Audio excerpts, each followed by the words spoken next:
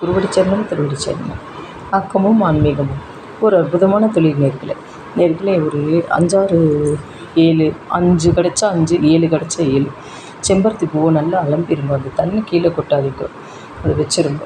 வச்சுட்டு ஒரு நல்லா மிக்சியில் அந்த பூவை போட்டுருங்க.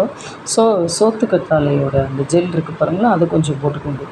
போட்டுன்ட்டு நல்லா ஒரு சுற்றிடுங்க. தண்ணி விடாதுங்க. வேணும்னா இந்த செம்பருத்தி பூ அலம்பின தண்ணி இருக்குது பாருங்களேன், அதை கொஞ்சம் விட்டுக்கோங்க. விட்டுட்டு பாதாம் பிசின் நைட்டே ஊற போட்டு 4-5 வச்சுருங்க.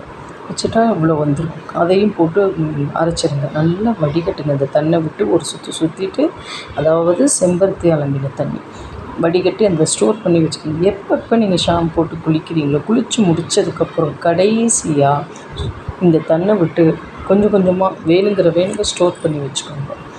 நல்லா சூப்பர் முடி நல்லா கருன்னு நீளமாக வளரும். நீங்கள் செஞ்சு பாருங்கள். வேணுங்க எடுத்து ஒரு நல்லா அலசிட்டு வந்துடுங்க. அதுக்கப்புறம் ஷாம்பெல்லாம் போட்டுறாதீங்க, எதுவும் பண்ணாதீங்க. செஞ்சு பாருங்கள். முடி ஷைனிங் கிடைக்கும், நல்லா லாங் இது கிடைக்கும், அடர்த்தி வரும். நீங்கள் செஞ்சு பாருங்கள் நேர்களே. இது எந்தவித கெமிக்கல் இல்லாதது. ஸ்டோர் பண்ணி வச்சுக்கலாம், 1 மந்த் வச்சுக்கலாம். அதாவது 7 செம்பருத்தி பூ, 4-5 பாதாம் பிசின் ஊற போட்டது, சோத்துக்கத்தாழை ஜெல் இவ்வளோ ஒரு 2 ஸ்பூன் வச்சுக்கோங்க. அதை வடிகட்டுறீங்க.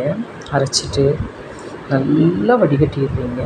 நல்லா பாட்டிலில் விட்டு வச்சுக்கிறீங்க. வேணுங்க எடுத்து குளித்து முடித்ததுக்கப்புறம் நீங்கள் அலசுங்க. முடி கருன்னு க்ளோ கிடைக்கும்.